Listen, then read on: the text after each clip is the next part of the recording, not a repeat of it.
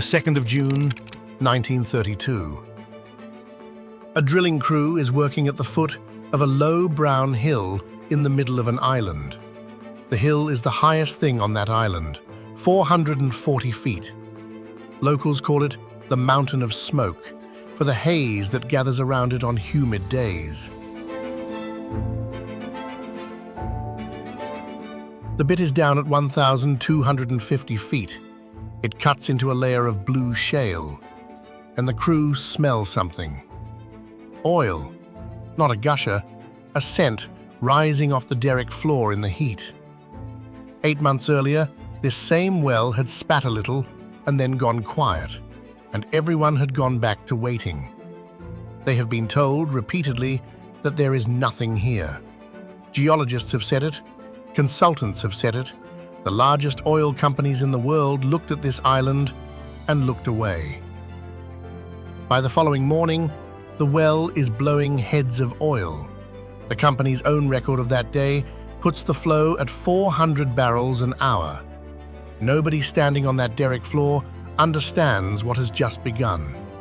Not for the island, for everything behind it. Every oil field in Arabia, every skyline paid for out of them, every city on this coast that did not exist yet. All of it begins at this hole in the ground.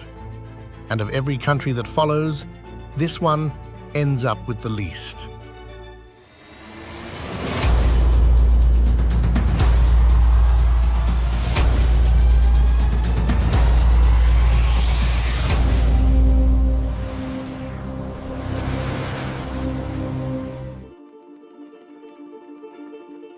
This is Bahrain.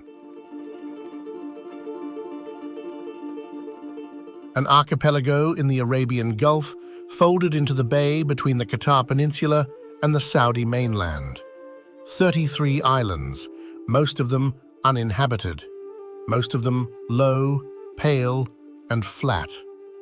Put together, the whole country is roughly the size of the Isle of Man.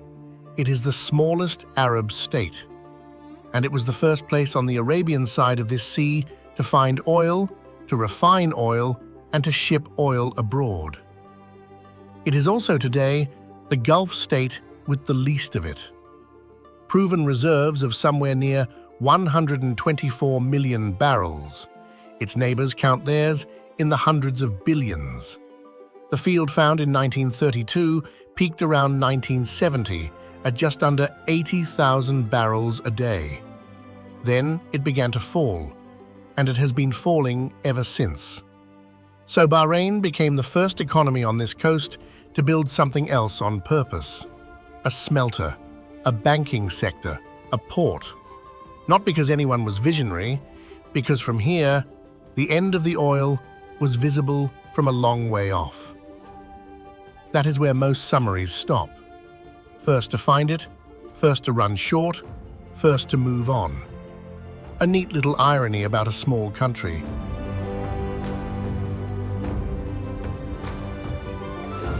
It is not the story. Because oil was not the first thing this island ran out of. The name is the clue. Bahrain. In Arabic, 2 seas. One of them is the one you can see. In the village of Barbar, on the northern coast, 3 temples stand on top of one another. Not beside one another, on top. Each raised over the ruins of the last, across the 3rd and 2nd millennia before Christ. A Danish team uncovered the youngest of them in 1954, and then kept digging downward. At the center of the complex is a well. Not a decorative well, the reason for the building. Stone steps descend to the water, and the whole structure is arranged around that descent, the way a cathedral is arranged around an altar. The temple was raised to Enki, in Sumerian belief, the god of wisdom and of sweet water. Here is what the northern half of this island used to do. Rain falls on central Arabia, 300 kilometers away and 300 meters higher. It soaks into a bed of limestone called the Dammam Aquifer. That bed tilts eastward toward the sea. The water travels underground for generations. And at the far end of it, here, pressure pushes it back up. Springs rose out of the ground all across the north of the island. Date gardens grew on them. Villages arranged themselves around them. And some of the springs rose offshore, out of the seabed, up through salt water. Sailors learned where they were. You could take a boat out over one, lower a bucket into the sea, and haul up fresh water. That is the second sea. To Mesopotamia, this was not a curiosity, it was evidence. Sumerian texts describe a land called Dilmun, where the water is always sweet, where no one falls sick, where no one grows old. In the Epic of Gilgamesh, it is the place the survivor of the flood is sent to live out an endless life. The mother goddess tends a garden there. Archaeologists now identify Dilmun with these islands, which means the oldest surviving description of this country, written 4,000 years ago by people who had to sail here to see it, is a description of paradise. And the entire basis of that reputation was drinking water. The rest followed from it. Fresh water meant ships could stop, and a stop in the middle of a sea is worth more than almost anything else you can own. Dilmun became the hinge of Bronze Age trade. Copper came up from Oman, lapis lazuli came down from Afghanistan.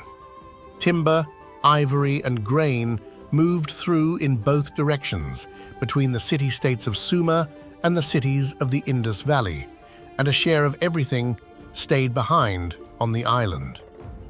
Kings in Mesopotamia wrote about controlling Dilmun. Mostly they were writing about wanting access to it. And out in the shallows, the water was doing one more thing. The Gulf pearl oyster is a small, unremarkable animal. Pinctada radiata, a hand's width across, ridged, the color of wet stone. It anchors itself on the seagrass beds and the shallow banks that ring the island, in water warm enough to swim in most of the year and far saltier than the open ocean. When something irritates the inside of the shell, the oyster seals it away, coating it in layer after layer of nacre, thinner than a wavelength of light. That is all a pearl is, a wound tiled over for years.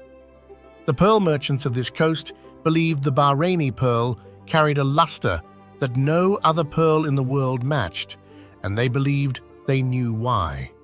That the oysters here grew where the sweet springs seeped up into the salt, and that the meeting of the two waters did something to the shell. Whether or not the chemistry holds, the belief shaped 4,000 years of commerce. Divers still say it. The oyster is still out there, thinned, crowded by dredging, but present. On the same banks the Bronze Age boats worked, off an island that no longer has a single flowing spring.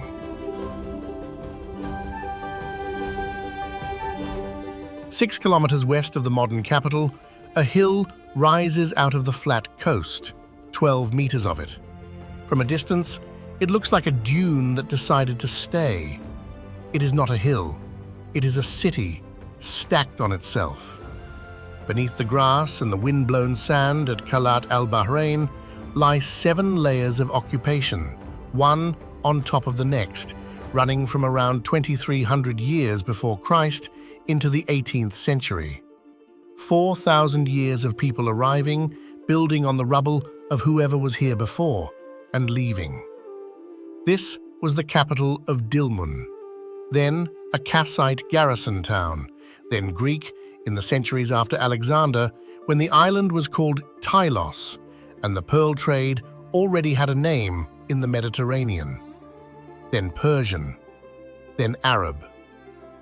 1521. Portuguese ships enter the bay. They have come from Hormuz, they have artillery, and they want the pearl beds. They take the island.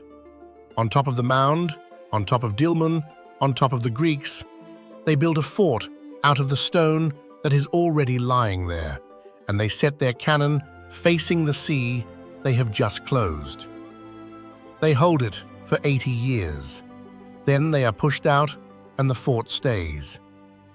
That is the shape of this place, over and over. Somebody arrives for the water or the pearls or the position. Somebody else takes it from them. The island keeps working. 2 kilometers inland, at Sa, archaeologists uncovered something the myths never mention. A town. Not a temple complex, not a palace, a street plan. Small rectangular houses of rough stone, sharing walls, opening onto alleys narrow enough to touch both sides at once. Rooms you can identify by what was left on the floor. A kitchen, a storeroom, a workshop with copper tools still in it, a temple at the top of the settlement, and a burial ground pressed right up against the houses, so the dead were about 20 paces from the living. Suma wrote about this island as a place where nobody grew old. Sa is what it actually looked like. Crowded, hot, built out of whatever was to hand, people making cylinder seals to stamp cargo so they could prove which bundle was theirs when the ship reached Mesopotamia. Both of those things are true at once: the paradise in the poems and the small, hard-working town under the sand. The people writing the poems had never been here. The people living here were too busy loading boats. And then there is what they did with their dead. Drive south from the coast into the village of Aali, and the mounds begin. Cones of earth and stone, some the height of a house, standing in the gaps between garages and garden walls. Children play on them. Washing lines run past them. 17 of them at Aali are royal. The largest is 12 meters high and 50 meters across, with 5 separate chambers cut into it, and it has been standing for very close to 4,000 years. Across the northern half of the island, these mounds once ran to the horizon in every direction. Not hundreds, not thousands. Estimates of the original number range from around 100,000 to several 100,000. One of the largest burial landscapes anywhere on Earth, built by a population that can only have been a fraction of the modern one. Which raises an obvious question, and it has an uncomfortable answer. Some archaeologists think Dilmun buried more than its own dead, that the island's reputation, sweet water, no sickness, no aging, made it a place people on the mainland wanted to be buried in. A sacred cemetery for the whole Gulf, shipped in by boat. Then the country's population grew from around 140,000 people to well over 1 million inside 50 years, on an island the size of a small English county. The mounds were in the way. They went under housing estates. They went under highways.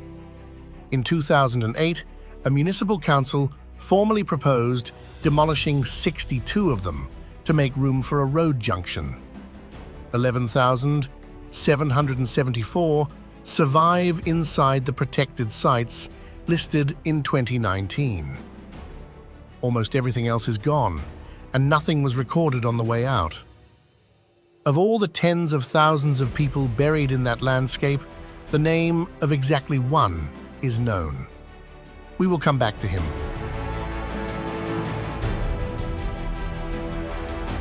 The village that grew up among the royal tombs became the island's pottery district, and it is still working. The kilns are old, low, brick-lined, fired with palm scrap.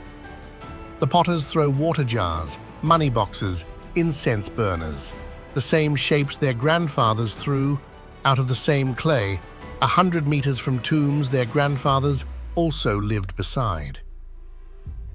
9 kilometers north, 2 stone minarets stand over a ruin in the middle of a roundabout. The Khamis Mosque is one of the oldest Islamic sites in the Gulf, and nobody can agree how old. One tradition places its foundation in the year 692, which would make it one of the earliest mosques built anywhere outside Arabia proper.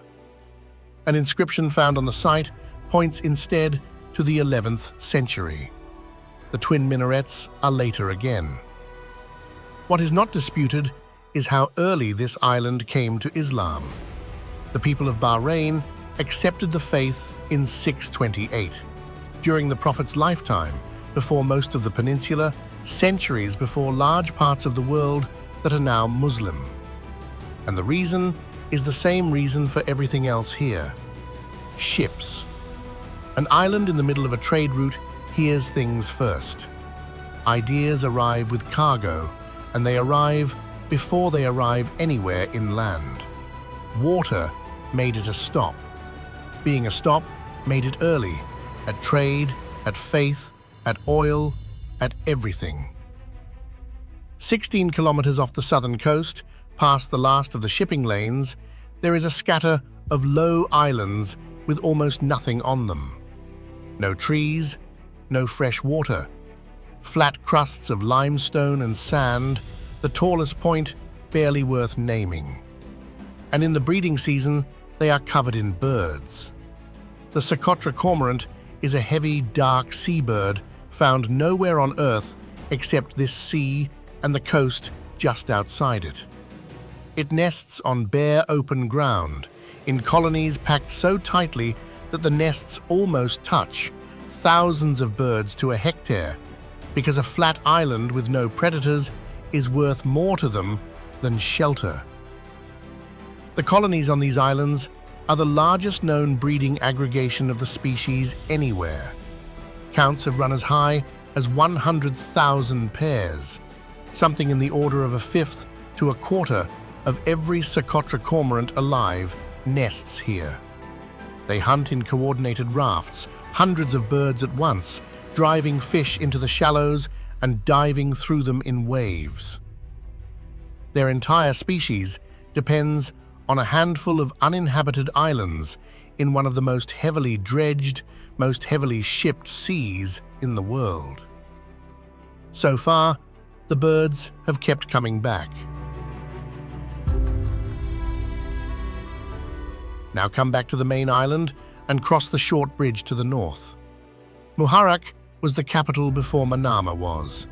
It is a dense, low, coral stone town of shaded lanes, barely wide enough for a car, and the reason it exists is standing all around you, if you know how to read a wall. The houses of the Grand Pearl merchants, the Tujjar al-Lulu, are the tallest things in the old town. The Siadi complex is the clearest example. A family of pearl traders who arrived in Muharraq in the early 1800s, who owned their own diving fleet and who were therefore guaranteed a share of every season's catch. Their ground floor rooms date to about 1850. Their majlis, the reception building, rises 4 stories, the tallest structure of the entire pearling era, with carved plaster, imported teak, and colored glass set into the upper windows to break the glare. The main house was finished in 1931, and a descendant of the man who built it was still living in it decades later. 1931. Read that date again. They were still building. It is easy to look at Muharraq and feel something like nostalgia. Carved doors, sea light, a harbor full of wooden dhows, a romantic industry. Look at where the money is. Every ornament in that town faces the street. The merchant's wealth is in his plaster, his windows, his guest room, the parts of the operation that could be seen. The part that produced the wealth happened 20 kilometers offshore, under 9 meters of water, where nobody was watching, and it left almost nothing behind to photograph. There is a museum case on the pearling route with a nose clip in it, tortoise shell, 2 curved arms, the length of a thumb. That is the whole apparatus. The oyster beds are called hayrat, and their positions were memorized, not charted, memorized, passed down inside families, read off the angle of the coast and the color of the water. Here is how the work was done. A man went over the side with a stone tied to his ankle to take him down, and a rope around his waist to bring him back. He wore the nose clip and leather caps on his fingers. He had a basket around his neck. He held one breath, worked the bottom for as long as he could stand it, filled the basket by hand, and tugged the rope. A puller hauled him up. He breathed. He went down again. Dozens of descents in a day to depths around 15 meters in a season that ran 4 months through the worst of the summer heat on a boat with no shade and rationed water. Ears ruptured, eyes clouded. Men died of it, and the sea kept the ones it took. And they did not own the catch. The system ran on advances. The diver borrowed against the season before it started to feed his family while he was gone. The value of what he brought up was set by the merchant. If the season was thin, the shortfall carried into next year. If a man died owing money, the debt did not die with him. It passed to his sons, who then went down for the same fleet to work it off.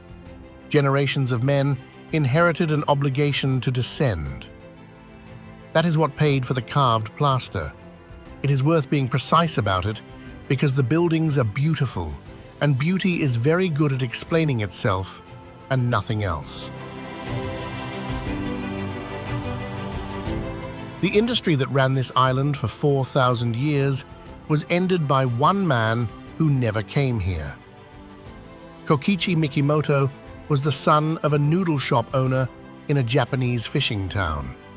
He spent decades working out how to make an oyster produce a round pearl on command, inserting a bead of shell, sealing it into the mantle, waiting years, and doing it across whole farms of oysters at once. By the 1920s, the technique was commercial. Cultured pearls arrived in the world's markets round, matched, and cheap. The natural pearl trade did not decline. It fell off a cliff. Merchants along this coast who had held their fortunes in inventory, bags of graded pearls in a strong room, the way another man holds gold, discovered inside a few seasons that they were holding almost nothing. The fleets stopped sailing. The boatyards stopped building. The debt did not go anywhere. And in the middle of that collapse, in the summer of 1932, a drill bit at the foot of the mountain of smoke cut into blue shale. The timing is almost too neat to be believable. An economy ends and another begins in the same handful of years, in a country you could drive across in an hour. The men who went down the oil wells were, in many cases, the same men who had gone down the hayrat. The company trained them. Divers became riggers, pipe fitters, refinery hands. One kind of descent replaced another.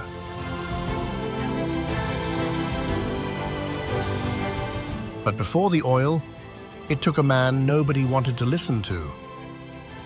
In 1923, a 51-year-old mining engineer named Frank Holmes came to this island looking for a concession. He was British, raised in New Zealand, and he had spent the First World War as an army quartermaster in the Middle East, buying supplies and listening to people talk. What he had heard about were seepages, oil weeping to the surface around the shores of this sea. He believed there was a great deal of it underneath. Almost every professional geologist he spoke to told him there was not. So he made an offer that had nothing to do with oil. He would drill water wells. That is what the island needed. The springs were still flowing then, but unevenly, and a man with a rig who would sink wells for the ruler was worth having. He got his concession, and he acquired a name that stayed with him for the rest of his life. Abu al-Naft, the father of oil. Holmes could not raise the money to drill. The concession changed hands, and reached the Standard Oil Company of California, and the operating company that was formed to hold it was registered in Canada, because the agreement required a British company, and Canada was part of the empire. A California oil firm went looking for oil in Arabia through a Canadian subsidiary because of the wording of a document. Then the well came in. The 7th of June, 1934. A tanker called the El Segundo is loading at the Citra terminal. 25,000 barrels of Bahraini crude go into her tanks. She sails for Japan. It is the first cargo of oil ever exported from the Arabian side of this sea. Nobody stands on a dock and says so, because at the time, it is a small shipment from a small place, and the men watching it leave are thinking about the next one. Within 4 years, geologists working outward from this island had found oil in Saudi Arabia and in Kuwait. The fields they found were not like this one. They were enormous. The refinery went up before the decade was out, the first in the Gulf, and a town was built for the workforce a few kilometers from the well, laid out with a school and a hospital and rows of shaded houses, and named Awali by the ruler of the day. The well itself is still there. It stands in open desert, fenced, a low steel head with a bronze plaque bolted beside it. There is a small oil museum next to it that opened in 1992, with drill bits and survey maps and photographs of men in hats standing where you are standing. The field around it produced just under 80,000 barrels a day at its peak, around 1970. By 2009, it was down to roughly 32,000, and it was old. 16 separate oil reservoirs in complicated folded rock, most of the easy pressure long gone. In 2009, the government brought in partners and new techniques to squeeze it further and lifted it back to something near 48,000 barrels a day. For scale, a single one of the great Saudi fields can produce more before breakfast. So the island did the thing that has kept it alive for 4,000 years. It looked at what it had, and it sold something else. In 1971, with the oil field 1 year past its peak, Bahrain switched on an aluminium smelter. Aluminium is a strange product to make in a desert until you understand what a smelter actually is. Smelting aluminium means passing an electric current through dissolved alumina at nearly 1,000 degrees continuously for years without stopping. The metal that comes out is, in practical terms, electricity in solid form. Roughly a third of the cost of a ton of aluminium is the power that made it. Bahrain had no bauxite. It has never had bauxite. It imports the raw alumina by ship from the other side of the world. What it had was gas, a deep water port, and a government willing to sign a 40-year power contract. The smelter became one of the largest single-site aluminium plants on Earth, and aluminium became the island's biggest export that does not come out of the ground beneath it. Rolling mills, extrusion plants, and casting shops grew up around it. Thousands of Bahrainis work in that chain. It is the same trade the Bronze Age worked. Import somebody else's raw material, add the one thing you have, ship it out. Copper came up from Oman 4,000 years ago and left again as finished goods. Alumina comes from Australia and leaves as metal. The island has always made its living by being the place in the middle. In the capital, at the entrance to the old souk, there is an archway with a clock on it called Bab al-Bahrain, the Gate of Bahrain. When it was built at the end of the 1940s, it was a customs house, and it stood on the waterfront. Boats tied up in front of it. Everything entering the country came through that arch off a dock. The arch has not moved. The sea has.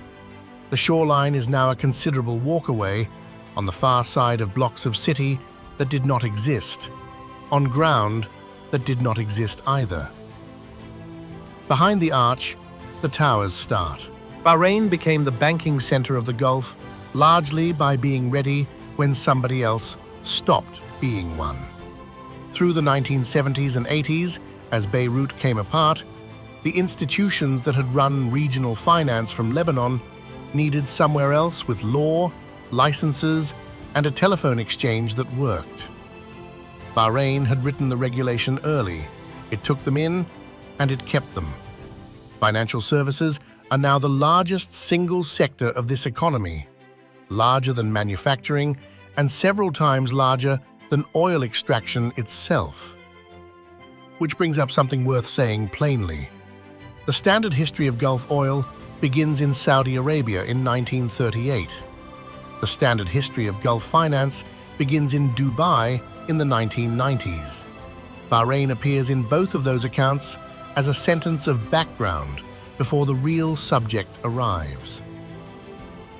Both of those firsts happened here and happened earlier, and the reason nobody tells it that way has nothing to do with the facts. Small countries get filed as prologues. The story is assumed to belong to whoever ended up with the most of it. 25 kilometers of causeway now run west from the island to the Saudi mainland, opened in 1986. 4 lanes across open water and 2 artificial islands in the middle. On Thursday evenings, it is nose to tail in one direction, and on Saturday nights, it is nose to tail in the other. South of the oil well, in flat desert, there is a Formula One circuit. The first Grand Prix held anywhere in the Middle East was run there in 2004, 2 kilometers from the hole in the ground that started all of it. Elsewhere on the island, the older architecture keeps surfacing. Rifa Fort on its ridge above the valley, watching a road that mattered. Arad Fort at the edge of Muharraq, squat and square and 15th century, sitting in water at high tide. The wells at Diraz, cut in the 3rd millennium before Christ and still holding their shape. A house at Al Jazra, built the way houses were built here for 1,000 years. Coral stone cut from the sea floor, palm trunks for beams, walls thick enough to stay cool without electricity. And offshore, the new islands, Amwaj, Dilmunia, Jurat al-Bahrain, land masses with names and postcodes and beaches that were water 30 years ago. To make them, you dredge. There is an animal in these shallows that most people do not associate with the Gulf at all. The dugong is a grey, heavy, slow-moving marine mammal, up to 3 meters long, more closely related to elephants than to anything else in the water. It has no teeth at the front, only a broad, bristled muzzle, and it uses that muzzle to plow seagrass out of the seabed, rhizome and all, for hours a day. The waters around the southern islands of this archipelago hold what was declared in 2022 the largest gathering of dugongs anywhere in the world. Several hundred of them come into these shallows between late summer and spring to mate and to raise calves in warm water. They can live for most of a human lifespan. A female may raise a single calf every 3 to 5 years. They eat seagrass. Seagrass grows in shallow, sunlit water, which is exactly the water a dredger takes sand from, and exactly the water an artificial island is built on. Both things are happening in the same square kilometers. The largest dugong herd on the planet, and one of the most intensively reshaped coastlines on the planet. More than 80% of Bahrain's shoreline has been altered by reclamation. On an island this small, with a population that went from 140,000 to well over 1 million, There was no other direction to grow. So the country did the only thing available and grew into the sea. The cost has been counted, and it is specific. Tubli Bay, on the northeast coast, holds the last mangroves in the country. Mangroves are the nursery of a coastal fishery, the tangle of roots where juvenile fish survive long enough to become adult fish. Since the late 1960s, roughly 95% of Bahrain's mangroves have gone. The bay's own marine area was cut from around 25 square kilometers to about 12. An assessment carried out jointly by the Parliament and the Fishermen's Society, looking at reclamation work across 2 years, recorded fish diversity in the affected waters falling from more than 400 species to fewer than 50. The largest reef in Bahraini waters has lost coral by the hectare to sediment and dredging. Seagrass beds along the east coast were measured disappearing by the square kilometre. The fishermen who work these waters are not a heritage exhibit. They are a current industry, and they have watched the ground of it removed. And there is one more account to settle, the oldest one. The springs are gone, not diminished, gone. Every natural spring on this island has stopped flowing. The mechanism is not complicated, and it is not mysterious. The Dammam aquifer that fed them was never being refilled at anything like the rate it was being emptied. The water in it was last meaningfully replenished more than 6,000 years ago, in a wetter Arabia that no longer exists. Rainfall here averages around 70 millimeters a year, and most of what falls evaporates before it can soak in.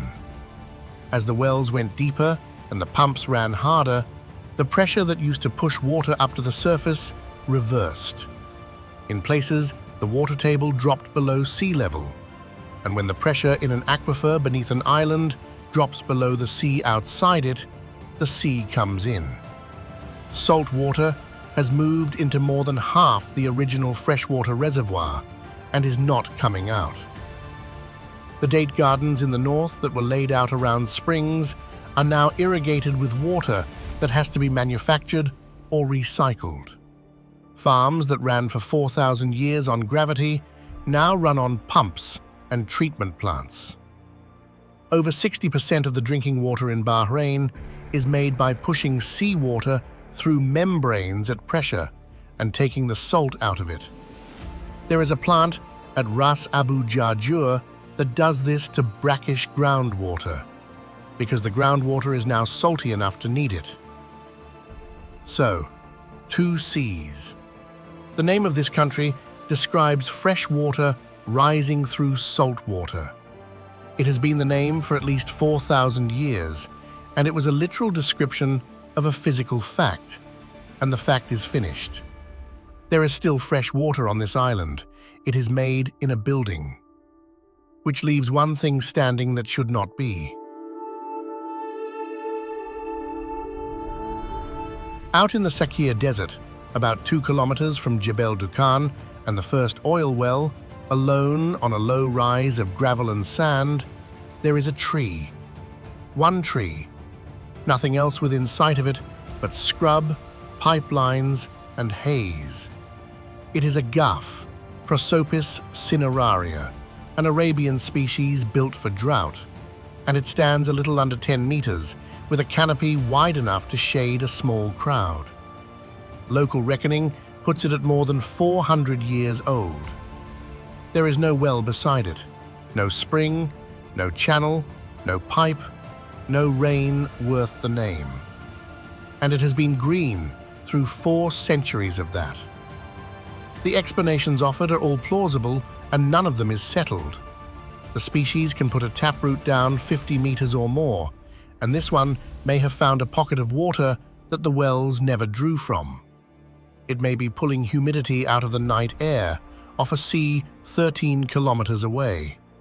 It may be taking the small amounts of moisture held between grains of sand, which the roots of this genus are unusually good at. What is known is what the presence of a Gulf normally means. It means there is water under it. The tourists who come out to see it stand at a fence in the wind, take a photograph, and drive back past the derricks. The tree is treated as a curiosity, a survivor in an empty place. It is not a curiosity.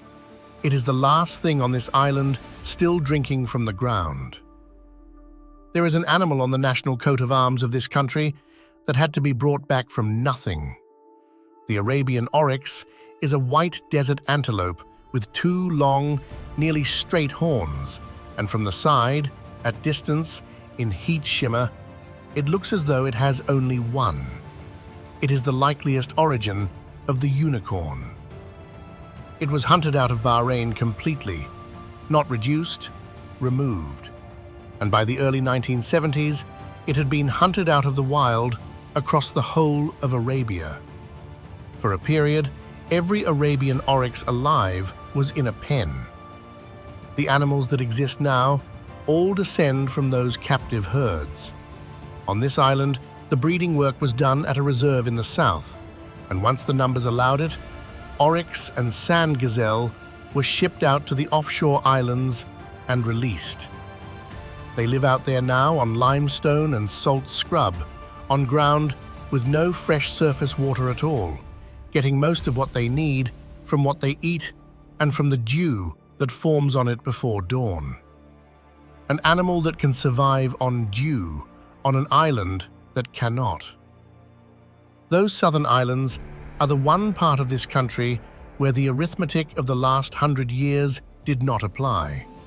They were declared protected in 1996, and almost nothing has been built on them. No dredging, no smelter, no towers, no reclamation. The result is not a nature theme park. It is simply what this coastline was: mudflats, seagrass, salt scrub, and shallows functioning as a system. The heron colonies there are the most numerous in the Middle East. Ospreys nest on the islets. The dugong herd feeds off the western bays. The cormorants arrive in their tens of thousands.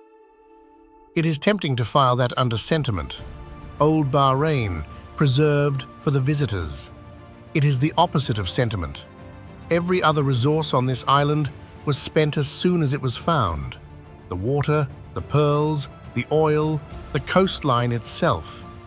Those islands are the one asset the country decided not to spend. They are not a memorial, they are a reserve in the financial sense of the word. Which brings us back to where we started, and to the part of this story that has not finished. On the east coast of the main island, at Sitra, there is a refinery.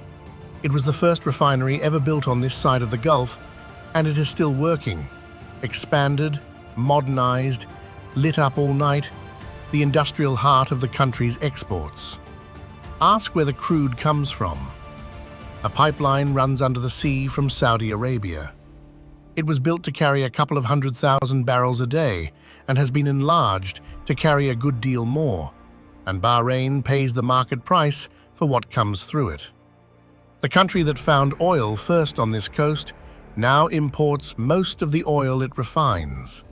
The largest share of what it does still produce comes from a field called Abu Safa, which sits offshore on the maritime boundary with Saudi Arabia, and which the two countries share.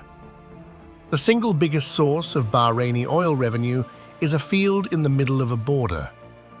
And here is the number that explains the whole of modern Bahrain.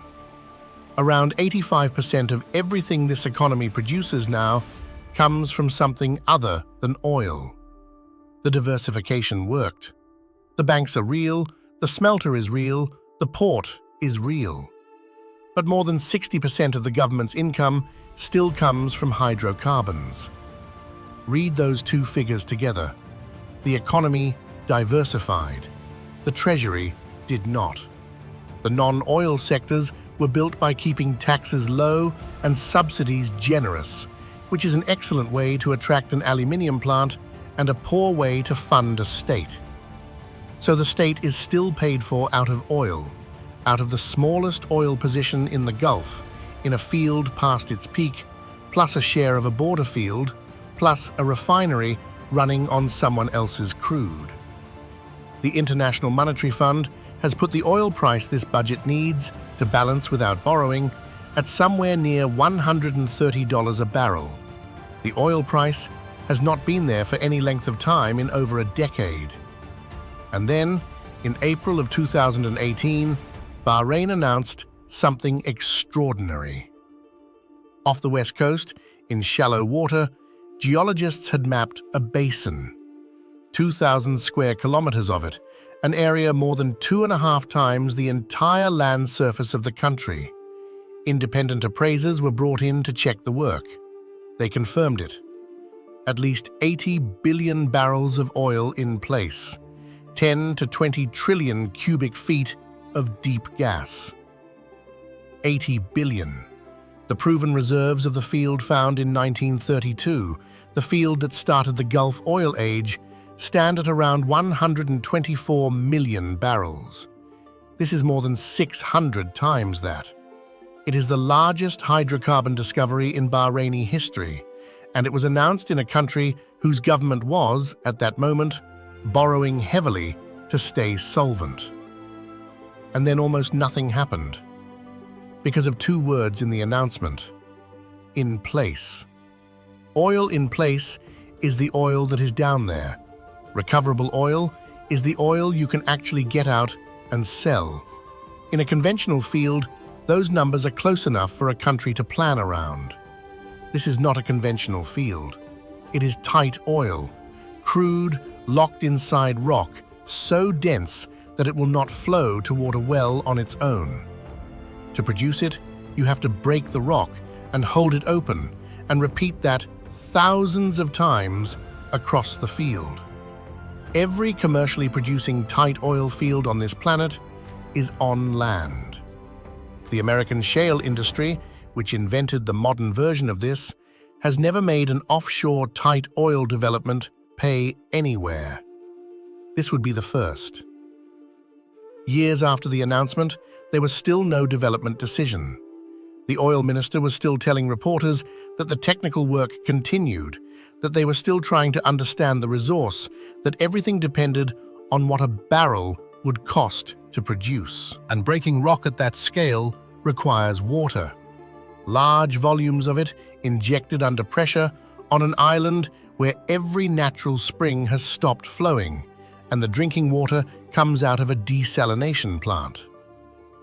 So here is the shape of the thing, 4,000 years in.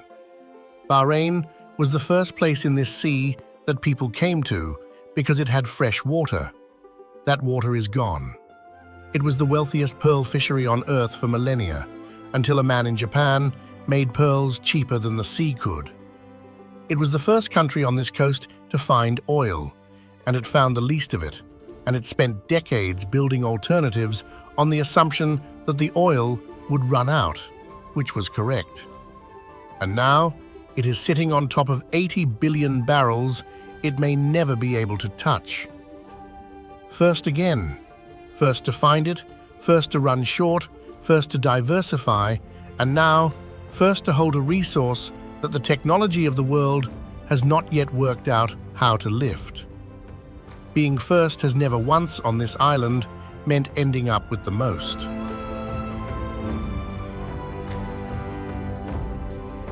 There is one more thing to say about the mounds. Across the burial fields at Aali, a Danish-led excavation ran for more than a decade into the 2020s, working through the royal tombs, one chamber at a time. It established what had long been suspected, that these were the graves of the kings of Dilmun, a dynasty that ran the trade of this sea when Egypt was building its later pyramids. From all of that, from a landscape that may once have held hundreds of thousands of graves, from a kingdom that shipped copper and lapis and pearls between 2 of the oldest civilizations on Earth, 4 small inscribed stone vessels survive that carry a personal name. Yagli El, a king of Dilmun around 1700 years before Christ. The name means something close to "the God has revealed himself." That is everything. Not a face, not a reign, not a war, not a single decision he made. A name cut into stone by someone who assumed it would be remembered in a country that later ran a highway through the cemetery. And out on the offshore islets, in the hottest weeks of the year, a small, dark falcon is raising chicks. The sooty falcon breeds later than almost any bird of prey in the world, deliberately, so that its young are learning to hunt exactly when millions of small migrating birds begin crossing this sea in autumn. It nests in bare rock hollows with no shade, in temperatures that would kill most nestlings. When the season ends, it leaves the Gulf entirely and flies to Madagascar. Then it comes back, to the same islets, to a country whose coastline it would barely recognize. In 2017, Bahrain began issuing pearl diving licenses again. Over 1,000 people have registered. They dive with modern equipment now, and they stay down for an hour instead of one held breath. And when prices are poor, they keep the pearls in a drawer and wait rather than sell them cheap. Which is the first time in the history of this trade that the person who found the pearl has had the option of waiting. One of them, a diver named Mohammed Al-Slays, has spent years working to keep the practice alive, and he makes a point that is easy to miss. Almost every tradition on this island connects back to the pearl boats. The food, the calendar, the proverbs, and the songs. The songs that were sung on deck to keep the pulling in rhythm and to keep men steady through a 4-month season are still sung by people whose great-grandfathers sang them for a debt they had inherited. Bahrain has answered the question its neighbours are still deferring. What does a country do when the thing under the ground runs out? It answered it 40 years early, without a plan, and largely by accident.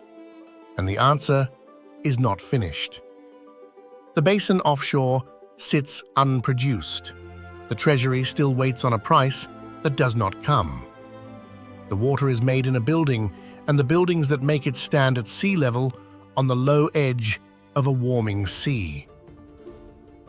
4,000 years ago, people sailed here because this was the one place in this sea where you could lower a bucket into salt water and pull up something sweet. They wrote it down as paradise.